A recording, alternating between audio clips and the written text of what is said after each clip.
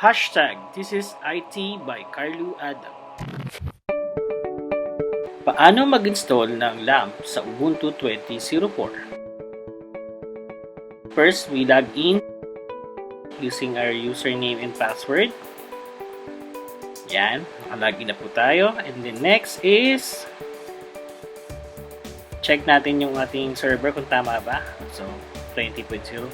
So, tama po yan.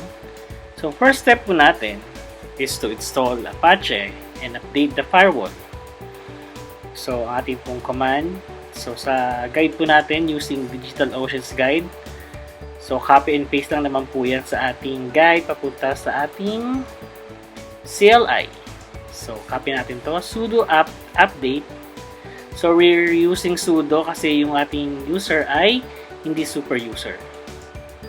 And then, enter. And then, input our password. Yan. So, okay.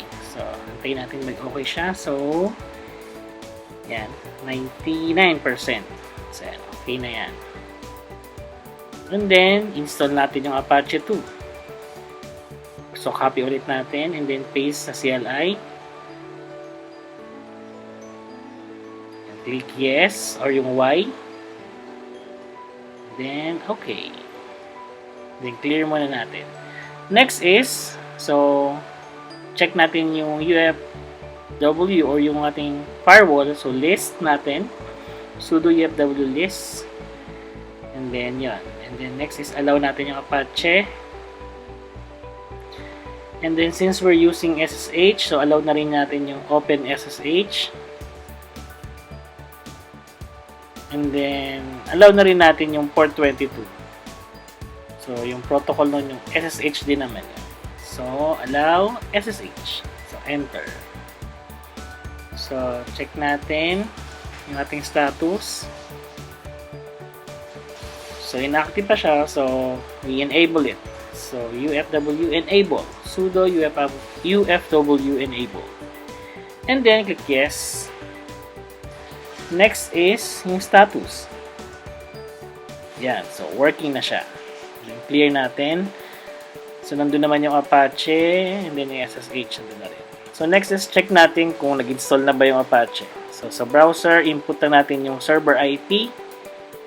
So, in this case, yan. So, lumabas na yung default page ni Apache 2 Ubuntu. So, same naman siya dito sa guide. And then, next is yung ating install is yung MySQL. So, step 2 na tayo. So, ito po yung command. Sudo apt install mysql-server. Copy and paste lang naman din po yan sa ating CLI. And then, click yes. And then, we'll wait to finish.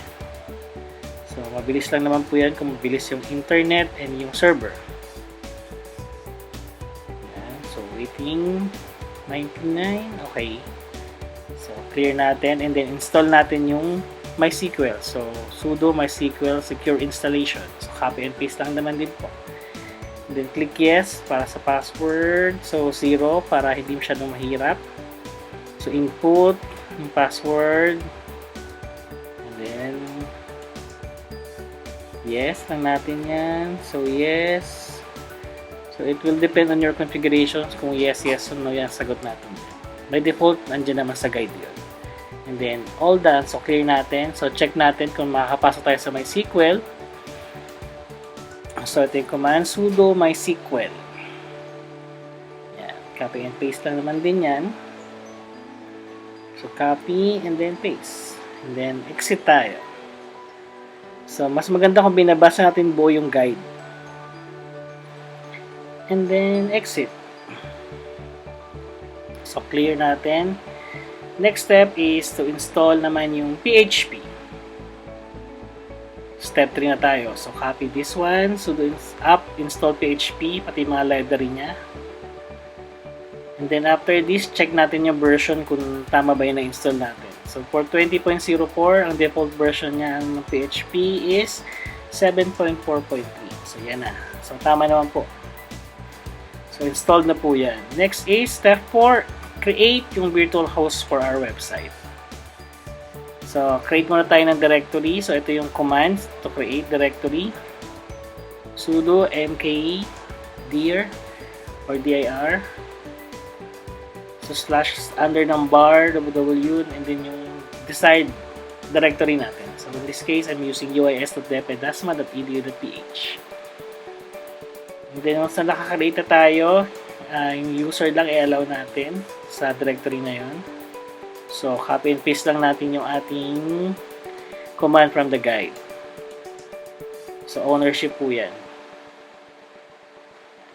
And then gawa tayo ng config file kasi virtual host yung ginawa natin. So same na lang din. So ang ginawa kong config file name is yung uis.depedasma.edu.ph.conf.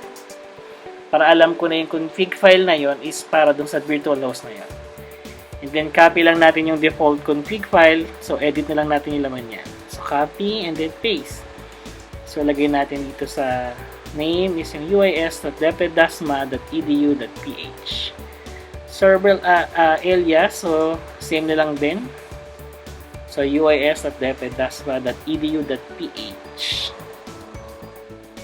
So for email, mamaya lagay natin yung webmaster@depedasma.edu.ph. Okay. Delete lang natin to. And then depedasma.edu.ph. And then document root dun sa ginawa natin directory kanina. So, under ng var www, yung uis.depedasma.edu.ph. Save, pwedeng click or exit and then save na lang natin. So, Control X and then yes para ma-save. So, once na-save, pwede na tayong mag-enable ng configuration na yun. So, ito yung command, sudo a to nsite and then copy lang natin yan. Paste and then yung ating config. uis.depedasma.edu.ph. So, enable natin yung website natin. Enable na. And then, yung ating default web page, disable lang natin. Ito. So, ito yung command para ma-disable. 000-default. Yan.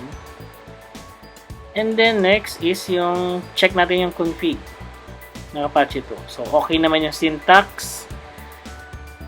And then, reload natin yung Apache para mag-effect na yung configuration natin. Ayan.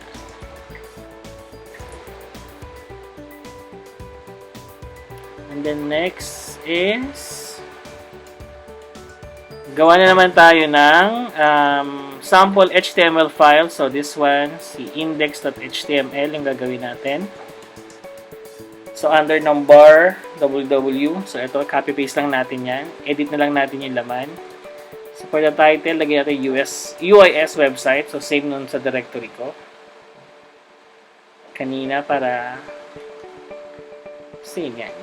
Delete lang natin to and then UIS. And then, ito rin.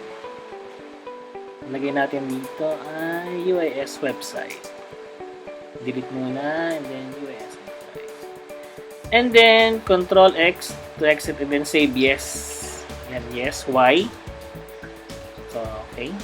Exit na yan. Yan. So, ngayon, check naman natin kung working na yon. So, na-disable natin yung default. Ayan na, yung hello world. So, tama naman tayo. So, next is, check naman natin. Ano bang step pa tayo? Step 5 na. Check natin yung ating PHP if it's working sa server natin. So, for this one, gawa tayo ng info.php. And then, copy natin yung syntax to check yung info, PHP info. Then, save natin to. And then, okay. So, check natin ngayon. So, copy this one dun sa ating browser. So, ip/info.php. So, it's working. 7.4.3. So, pareho naman siya dito sa guide. Okay, next is 6 optional naman yan. So, you can do it or not. Pag sa guide, kung gusto nyo gawin, walang problema. So, ngayon na okay na siya, mas maganda next step niyan HTTPS natin po. Pero next video na yun pag HTTPS. So, maraming salamat. So, exit muna natin yung ating server CLI. Okay, tapos na tayo. So maraming salamat sa DigitalOcean sa ating guide. And see you next time. Maraming salamat ulit.